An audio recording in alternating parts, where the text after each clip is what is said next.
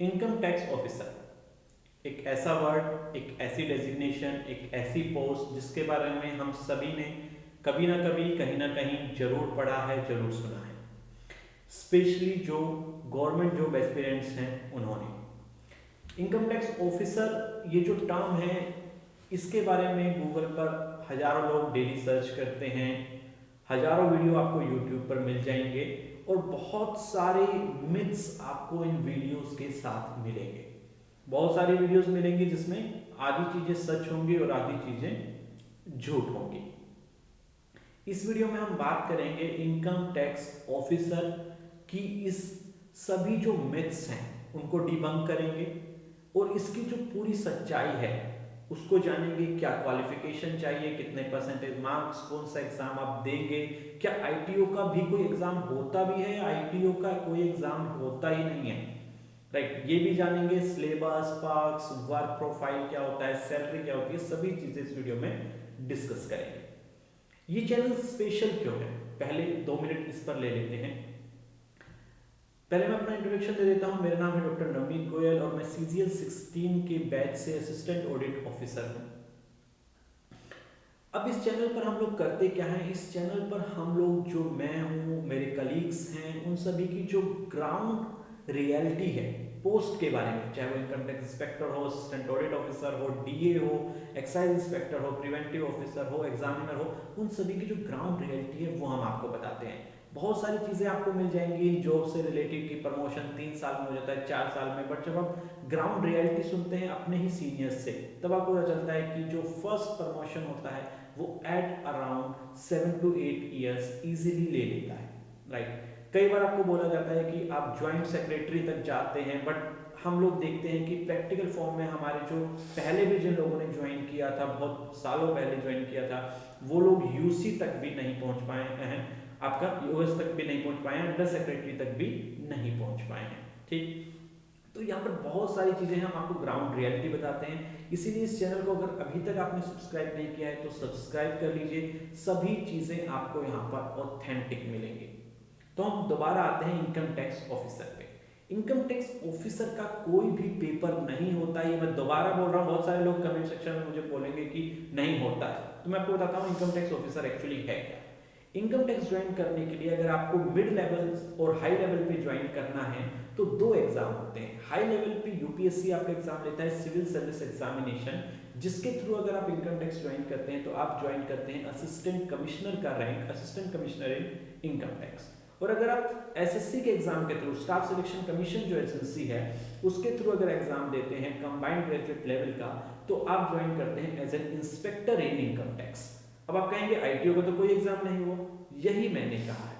Income tax inspector का जब अपनी लाइफ में पहला प्रमोशन होता है तब वो बनता है इनकम टैक्स ऑफिसर, और इनकम टैक्स ऑफिसर के अगले प्रमोशन में वो बनता है असिस्टेंट कमिश्नर इन इनकम टैक्स। तो आईटीओ तो आप बन सकते हैं, बट आईटीओ का कोई डायरेक्ट एग्जाम नहीं होता, आपको इंस्पेक्टर के थ्रू ही जाना पड़ेगा। तो इस वीडियो में हम बात करेंगे inspector in income tax SSC CGL exam के थ्रू जो होता है।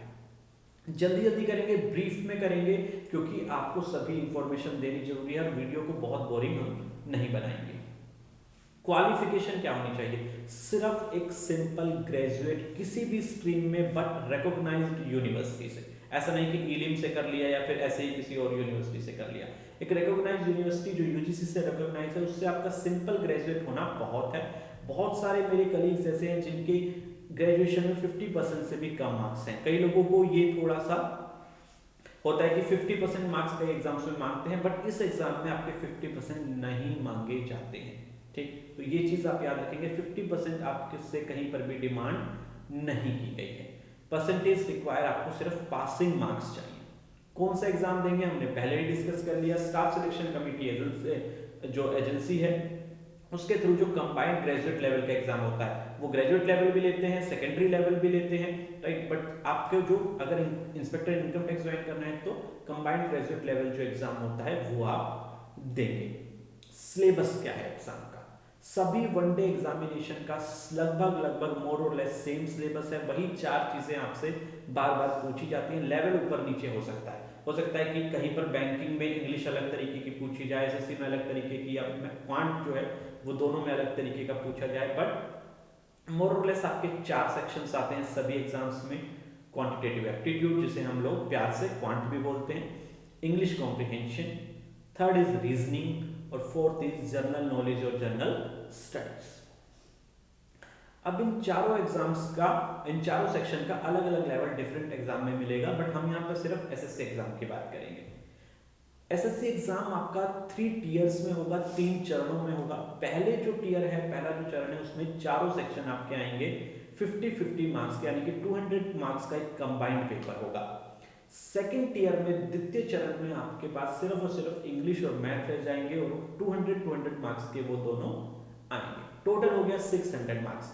टीयर 3 और तृतीय चरण आपका होगा डिस्क्रिप्टिव पेपर, जिसमें आपको किसी भी लैंग्वेज में, किसी भी भाषा में, चाहे वो इंग्लिश हो या हिंदी हो, उसमें आपको एक ऐसे लिखना पड़ेगा, एक लेटर लिखना पड़ेगा, एक प्रस्ताव और एक लेख आपको लिखना पड़ेगा।